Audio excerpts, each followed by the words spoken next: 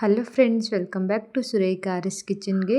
ಇವತ್ತು ನಾನು ಮನೆಯಲ್ಲಿ ಏನು ಅಡುಗೆ ಮಾಡ್ಕೊಂಡಿದ್ದೀನಿ ಅದನ್ನೆಲ್ಲ ತೋರಿಸ್ತೀನಿ ಬನ್ನಿ. ಇವತ್ತು ನಾನು ಲಂಚ್ ಬಾಕ್ಸ್ ರೆಡಿ ಮಾಡ್ಕೋಕತ್ತೀನಿ ಬೆಳಿಗ್ಗೆನೆ. ಸೊ ಅದಕ್ಕೋಸ್ಕರ ನಾನಿಲ್ಲಿ ಅವರೆಕಾಯಿನ ತೊಗೊಂಡಿದ್ದೀನಿ. ಒಂದು ಸ್ವಲ್ಪ ಅವನ್ನ ಈ ರೀತಿಯಾಗಿ ಸೋಸ್ಕೊಂಡು ಮತ್ತು ಹುರ್ಕೋತಾ ಇದ್ದೀನಿ ಹಂಚ್ ಮೇಲೆ ಹಾಕೊಂಡ್ಮೇಲೆ ಸ್ವಲ್ಪ ಎಣ್ಣೆನ ಸ್ಪ್ರೇ ಮಾಡ್ಕೊಳ್ತಾ ಇದ್ದೀನಿ. ಮತ್ತು ನಾನು ಸೈಡಲ್ಲಿ ಉಳ್ಳಾಗಡ್ಡಿ ಟೊಮೆಟೊನ ಕೊಯ್ಕೊಂಡು ತೊಗೊಳ್ತಾ ಇದ್ದೀನಿ. ಅಂದರೆ ಒಂದೇ ಟೈಮಲ್ಲಿ 2 ಕೆಲಸ ಆಗಬೇಕು ನೋಡಿ. ಯಾಕಂದರೆ ಬೆಳಗ್ಗೆ ಸಿಕ್ಕಾಪಟ್ಟೆ ಕೆಲಸ ಇರುತ್ತೆ. ಮಕ್ಕಳಿಗೆಲ್ಲ ಟಿಫಿನ್ ಮಾಡಿ ಕಟ್ಟೋದಿರುತ್ತೆ ಅಲ್ವಾ, ಸ್ಕೂಲ್ಗೆ ಹೋಗೋರಿಗೆ. ಮತ್ತು ಅದರಲ್ಲಿ ಹಸ್ಬೆಂಡು ಕೂಡ ಡಬ್ಬ ಮಾಡಿ ಕಟ್ಟಬೇಕು. ಅದಕ್ಕೋಸ್ಕರ ನಾನು 2 ಕೆಲಸ ಒಮ್ಮೆ ಮಾಡ್ಕೊಳ್ತಾ ಇದ್ದೀನಿ. ನೋಡಿ, ಇಲ್ಲಿ ನಮ್ಮ ಅವರೆಕಾಯಿ ಫ್ರೈ ಆಗಿದೆ. ಇವಾಗ ಅದಕ್ಕೆ ನಾನು ಒಂದು ಒಗ್ಗರಣೆ ಕೊಟ್ಕೊಳ್ತಾ ಇದ್ದೀನಿ. ಒಗ್ಗರಣೆ ಅನ್ನೋದಕ್ಕಿಂತ ಮೊದಲು ನಮ್ಮ ಭಾಷೆಯಲ್ಲಿ ಪಾಣೆ ಕೊಟ್ಕೋತಾ ಇದ್ದೀನಿ ಅಂತೀವಿ. ಸೊ ಪಾಣೆ ಕೊಟ್ಕೋತಾ ಇದ್ದೀನಿ ಅಂತಲೇ ಬರುತ್ತೆ. ಒಂದು ಎಣ್ಣೆ ಗರಂ ಮಾಡ್ಕೊಂಡಿದ್ದೀನಿ. ಅದಾದ್ಮೇಲೆ ಜೀರಿಗೆ, ಸಾಸಿವೆ ಹಾಕ್ಕೊಂಡಿದ್ದೀನಿ, ಕರಿಬೇವು ಹಾಕ್ಕೊಂಡಿದ್ದೀನಿ ಮತ್ತು ಉಳ್ಳಾಗಡ್ಡಿ ಟೊಮೆಟೊನ ಹಾಕ್ಕೊಂಡ್ಬಿಟ್ಟು ಚೆನ್ನಾಗಿ ಫ್ರೈ ಮಾಡ್ಕೊಳ್ತಾ ಇದ್ದೀನಿ ಸ್ವಲ್ಪ ಹೊತ್ತು. ಅದಾದ್ಮೇಲೆ ಸ್ವಲ್ಪ ಬೇಗ ಫ್ರೈ ಆಗಲಿ ಮೆತ್ತಗಾಗಲಿ ಅಂತ ಸ್ವಲ್ಪ ಉಪ್ಪನ್ನು ಹಾಕ್ಬಿಟ್ಟು ಅದನ್ನು ಒಂದು ಮುಚ್ಚಳನ ಮುಚ್ಚಿಟ್ಬಿಟ್ಟಿದೆ. ಅದಾದ್ಮೇಲೆ ಒಂದು ಸ್ವಲ್ಪ ಅರಿಶಿನ ಖಾರನ ಹಾಕ್ಕೊಂಡ್ಬಿಟ್ಟಿದ್ದೀನಿ.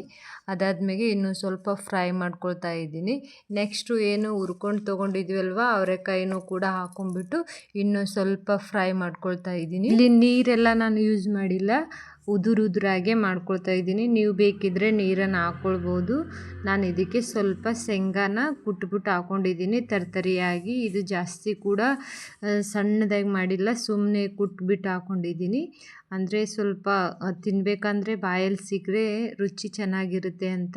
ಇವಾಗ ಮೇಲ್ಗಡೆ ಸ್ವಲ್ಪ ಕೊತ್ತಂಬರಿನ ಹಾಕ್ಕೊಂಡ್ಬಿಟ್ಟು ಇನ್ನು ಸ್ವಲ್ಪ ಚೆನ್ನಾಗಿ ಫ್ರೈ ಮಾಡ್ಕೊಂಡು ರುಚಿಕರವಾದ ಅವರೆಕಾಯಿ ಪಲ್ಯ ರೆಡಿ ಆಯಿತು ನೋಡಿ.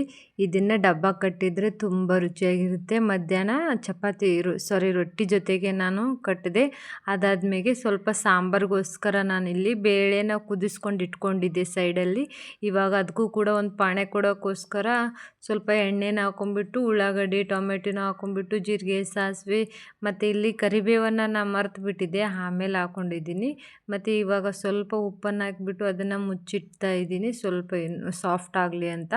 ಅದಾದ್ಮೇಲೆ ಸ್ವಲ್ಪ ಅರಿಶಿನ ಖಾರನ ಹಾಕಿಬಿಟ್ಟು ಚೆನ್ನಾಗಿ ಫ್ರೈ ಮಾಡ್ಕೊಂಡಾದ್ಮೇಲೆ ಅದು ಬೇಳೆ ಕುದಿಸಿಟ್ಕೊಂಡಿದ್ವಲ್ವ, ಸೊ ಅದನ್ನು ಹಾಕ್ಕೊಂಡ್ಬಿಟ್ಟು ಒಂದು 10-15 ನಿಮಿಷ ಕುದಿಸ್ಕೊಂಡ್ರೆ ಇಲ್ಲಿ ನಮ್ಮದು ಮಸ್ತಾಗಿರೋ ಬೇಳೆ ಸಾಂಬಾರು ಕೂಡ ರೆಡಿ ಆಗುತ್ತೆ ನೋಡಿ. ಇಲ್ಲಿ ಮೇಲ್ಗಡೆ ನಾನು ಕೊತ್ತಂಬರಿನ ಹಾಕ್ಕೊಂಡಿದ್ದೀನಿ ಸ್ವಲ್ಪ ಹೊತ್ತು ಕುದಿಸಾದ್ಮೇಲೆ. ಫ್ರೆಂಡ್ಸ್, ನನ್ನ ವಿಡಿಯೋ ಹೇಗೆ ಅನಿಸುತ್ತೆ ಅಂತ ಪ್ಲೀಸ್ ಕಮೆಂಟ್ ಮಾಡಿ ಹೇಳಿ. ಹಾಗೆ ನಿಮ್ಗೇನಾದರೂ ಇಷ್ಟ ಆದರೆ ಲೈಕ್ ಮಾಡಿ, ಸಪೋರ್ಟ್ ಮಾಡಿ ಹೀಗೆ. ಮತ್ತು ನೋಡಿ, ಇವಾಗ ಸ್ವಲ್ಪ ಕೊತ್ತಂಬರಿನ ಹಾಕ್ಕೊಂಡ್ಬಿಟ್ಟು ಇನ್ನೂ ಸ್ವಲ್ಪ ಮುಚ್ಚಿಡ್ತಾ ಇದ್ದೀನಿ. ಮತ್ತು ಇಲ್ಲಿ ನಾನು ಸೈಡಲ್ಲಿ ಅನ್ನ ಮಾಡ್ಕೊಳಕ್ಕೆ ಇಟ್ಕೊಂಡಿದ್ದೆ. ಯಾಕಂದರೆ ಬೆಳಗ್ಗೆ ಕೆಲಸ ಜಾಸ್ತಿ ಇರುತ್ತಲ್ವ, ಅದಕ್ಕೋಸ್ಕರ ಎಲ್ಲ ಕೆಲಸ ಆಗಬೇಕು ಅಂತಂದರೆ 2 ಒಲೆನ ಉರಬೇಕಾಗುತ್ತೆ. ನೋಡಿ ನಮ್ಮ ಸಾಂಬಾರು ಎಷ್ಟು ಚೆನ್ನಾಗಿ ಬಂದಿದೆ ಅಂತ.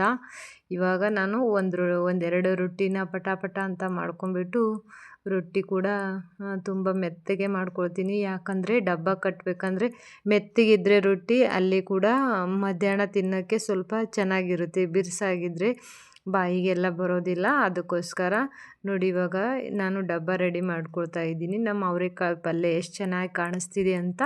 ಇವಾಗ ಇದು ಸಾಂಬಾರು ಹಾಕ್ಕೊಳ್ತಾ ಇದ್ದೀನಿ. ಸೂಪರಾಗಿ ಬಂದಿದೆ ಸಾಂಬಾರು ಮತ್ತು ಅವರೆಕಾಯಿ ಪಲ್ಯ ಮತ್ತು ರೊಟ್ಟಿ.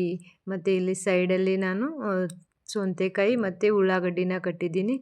ಫ್ರೆಂಡ್ಸ್, ಇದು ಡಬ್ಬ ಹೇಗಿತ್ತು ಅಂತ ಕಮೆಂಟ್ಸ್ ಮಾಡಿ. ಹಾಗೆ ಇಷ್ಟ ಆದರೆ ಲೈಕ್ ಮಾಡಿ, ಶೇರ್ ಮಾಡಿ, ಸಪೋರ್ಟ್ ಮಾಡಿ. ಇದೇ ರೀತಿ ವಿಡಿಯೋಗಳಿಗಾಗಿ ನಮ್ಮ ಚಾನಲ್ನ ಸಬ್ಸ್ಕ್ರೈಬ್ ಮಾಡ್ಕೊಳ್ಳಿ. ಮತ್ತು ನೆಕ್ಸ್ಟ್ ವಿಡಿಯೋದಲ್ಲಿ ಸಿಗೋಣ.